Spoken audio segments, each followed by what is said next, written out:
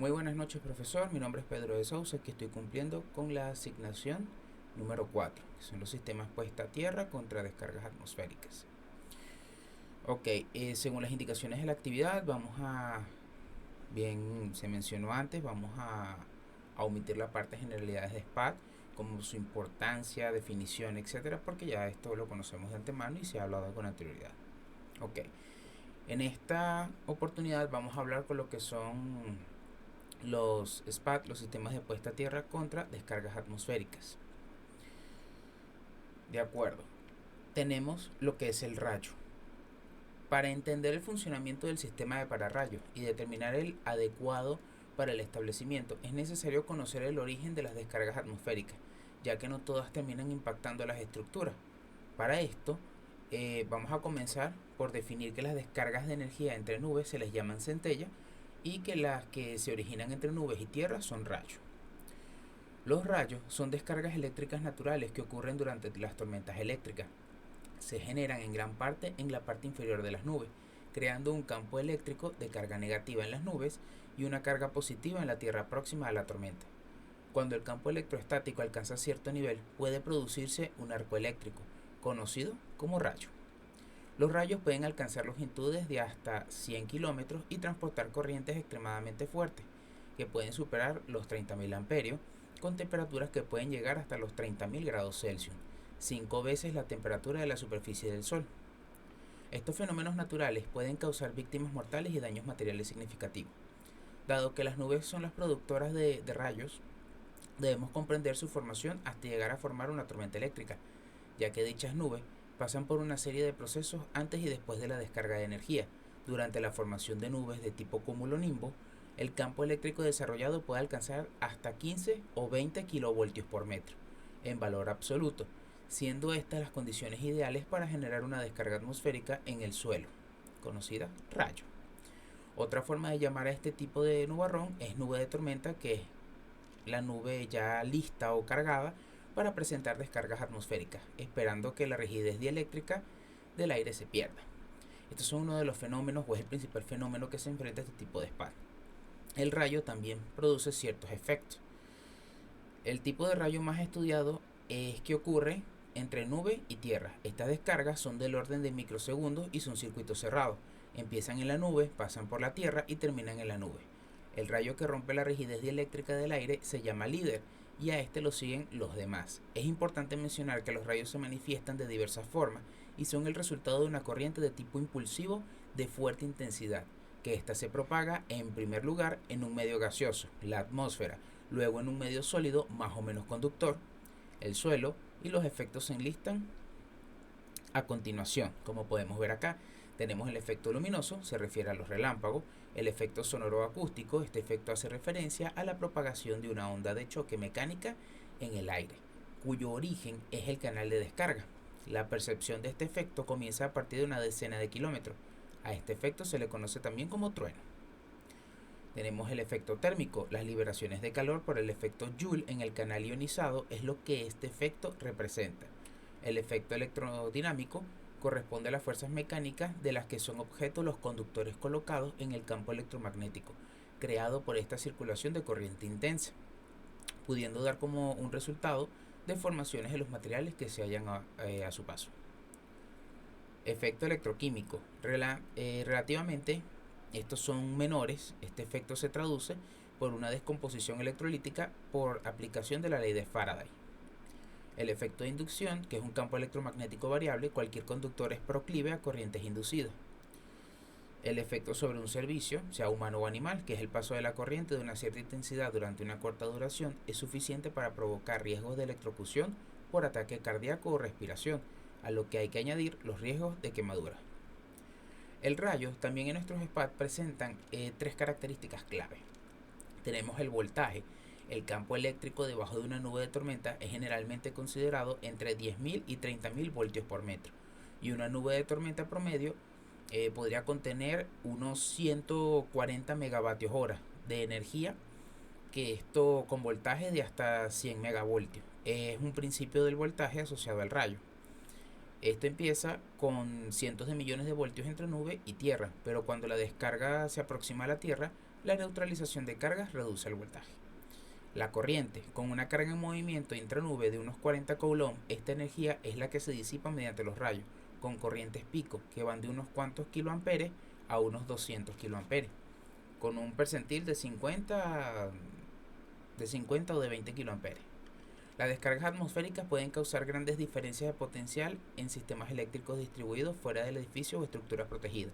A consecuencia de ello, pueden circular grandes corrientes en las canalizaciones metálicas y entre conductores que conectan dos zonas aisladas. La corriente máxima en el pico de rayo promedio es del orden de los 20.000 a 30.000 amperes. En el 5% de los rayos, dicho parámetro supera los 150.000 amperios. También tenemos lo que es el concepto o la característica de las descargas múltiples. Son varias descargas individuales que siguen el mismo camino establecido por la primera descarga desde la nube a la Tierra. Casi el 50% de las descargas atmosféricas visibles son múltiples y contienen de 2 a 42 descargas de rápida sucesión, aproximadamente. Algunas particularidades aumentan la probabilidad de la caída de rayos en un lugar. Por ejemplo, tenemos la frecuencia de descargas en un lugar es proporcional al cuadrado de la altura sobre el terreno circundante. Esto hace que las estructuras aisladas sean particularmente vulnerables. Además, las puntas agudas incrementan también la probabilidad de una descarga. Las características climáticas y montañosas de cada país determinan el número de intensidad de las tormentas que se producen, riesgo que varía dentro de un mismo país. Evidentemente, cuando hablamos de este tipo de sistemas o de SPAT contra situaciones atmosféricas, hablamos de lo que es el pararrayo. Entonces, hasta el momento nos queda claro que las descargas atmosféricas son fenómenos que puedan dañar considerablemente tanto a las estructuras como a las personas y por lo tanto debemos protegernos. El elemento que nos puede proporcionar esta protección es el pararrayo. Se le denomina en general pararrayos a los dispositivos que son destinados a descargar hacia la Tierra del planeta las sobretensiones producidas por descargas atmosféricas, como lo podemos ver en la imagen que se encuentra en la presentación.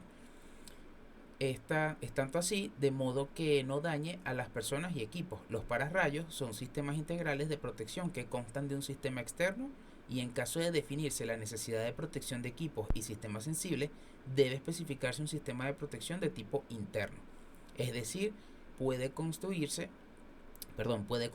por dos subsistemas, que son el externo o el interno, que ya hemos hablado anteriormente. Los pararrayos consisten en un mástil, una base y una punta o cabeza captora.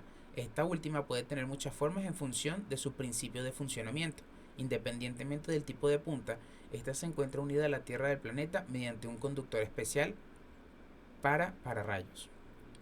Regularmente es trenzado y de diferentes números de hilos. Debido a la forma y característica del pararrayo, la densidad de carga en la punta es de tal que ioniza el aire que lo rodea, de modo que las partículas de aire cargadas positivamente son repelidas por el pararrayo y atraídas por la nube, realizando así un objetivo doble.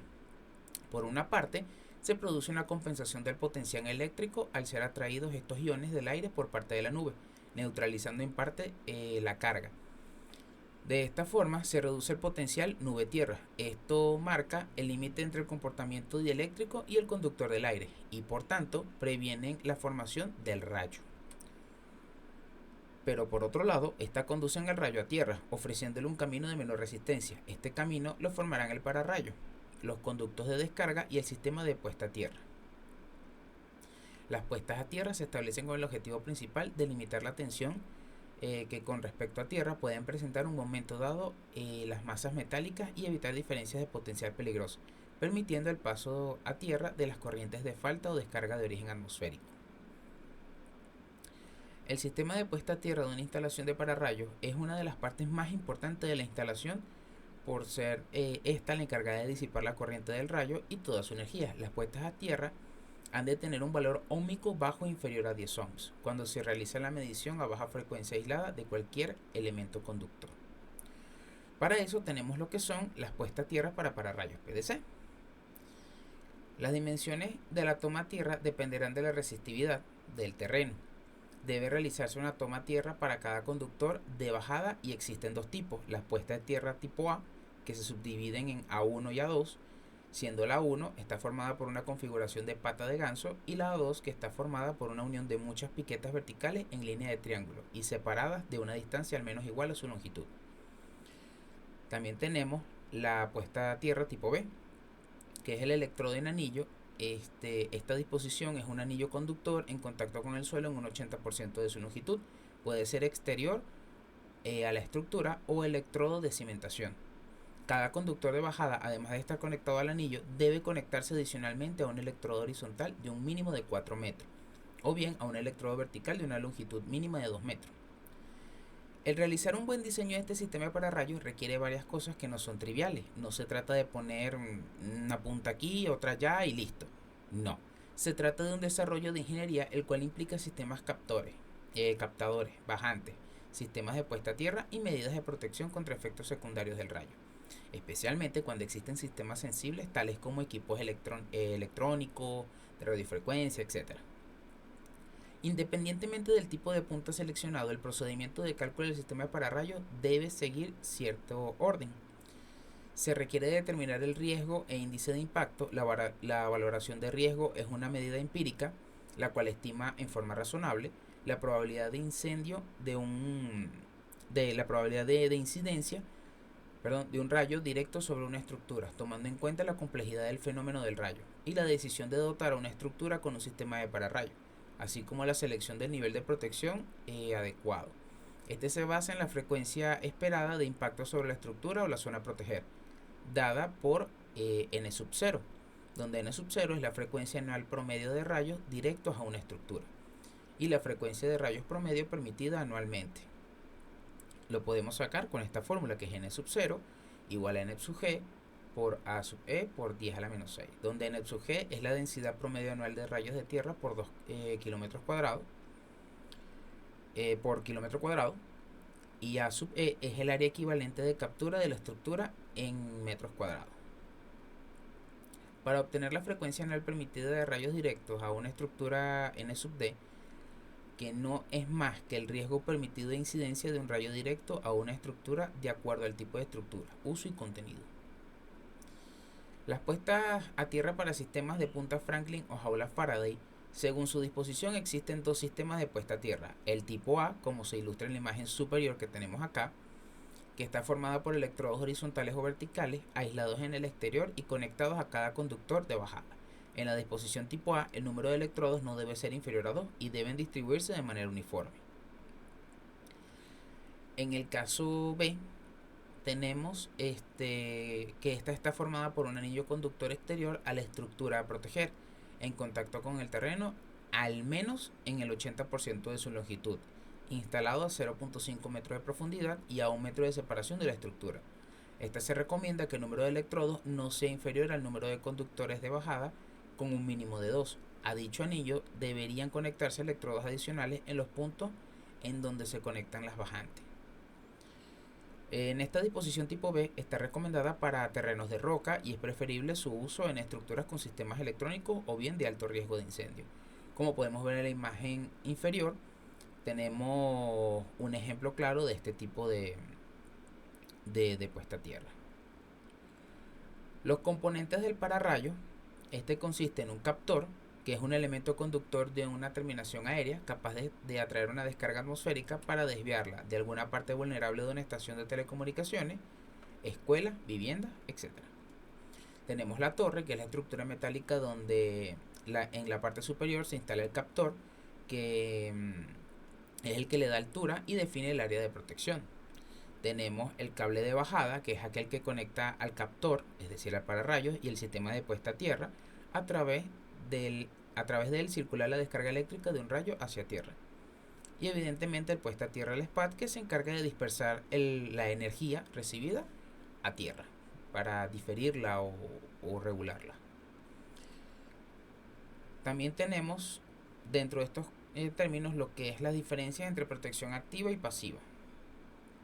La principal diferencia entre sistemas de protección activa y pasiva radica en la actividad que realizan durante una tormenta eléctrica y el radio de protección que pueden alcanzar. Por ejemplo, en radio de protección, los sistemas de protección activa tienen un radio de protección mucho más amplio que los pararrayos pasivos, pudiendo llegar al doble o más del radio de protección que estos últimos, dependiendo del modelo específico. En costo, ya que en algunos casos instalar un sistema de protección activo puede resultar mucho más económico que instalar un gran número de puntas Franklin para cubrir una zona amplia. Esto se debe a que los sistemas activos pueden abarcar una mayor área de protección con menos elementos, lo que conduce al costo total. El impacto visual, que debido a que requieren menos elementos para cubrir una zona, los sistemas activos pueden tener un impacto visual mucho más reducido en la estética de la estructura o área protegida. Tenemos el alcance de protección, que es la protección activa no solo que protege la estructura principal, sino que también protege sus alrededores y zonas abiertas, brindando una protección más completa en comparación con los pararrayos pasivos. Y la sostenibilidad, donde los pararrayos activos, al tener un mayor radio de protección, contribuyen a reducir el uso de material en instalaciones de gran tamaño, lo que puede resultar en beneficios ambientales y económicos al reducir los costos de producción, transporte y mantenimiento. Uno de los aspectos cruciales en cualquier sistema de protección contra rayos es el sistema de puesta a tierra, el SPAD. La puesta a tierra tiene como objetivo, como ya bien sabemos, limitar la tensión que puede presentar las masas metálicas en un momento dado y permitir el paso a tierra de las corrientes de falta o de descarga de origen atmosférico, disipando así la energía asociada con el rayo. Para finalizar con lo que vendría siendo esto, en conclusión, tenemos que este tipo de SPAD en condiciones de carga atmosférica son fundamentalmente importantes, ya no solamente por la parte de que además de poder regular las descargas parásito, poder regular las tensiones o bajar las tensiones peligrosas ya para dispositivos, salvan vidas integrales. Esto también se tiene que aplicar en base a una normativa específica. Estas van a variar en base al... Hay normativas internacionales que se siguen, como hay normativas que varían en base al país, porque no todas las estructuras son similares, como en algunos casos son más rocosas o hay más probabilidad de lluvia, etcétera. Bueno, sin mucho más que agregar, muchísimas gracias por escuchar. Esto ha sido todo.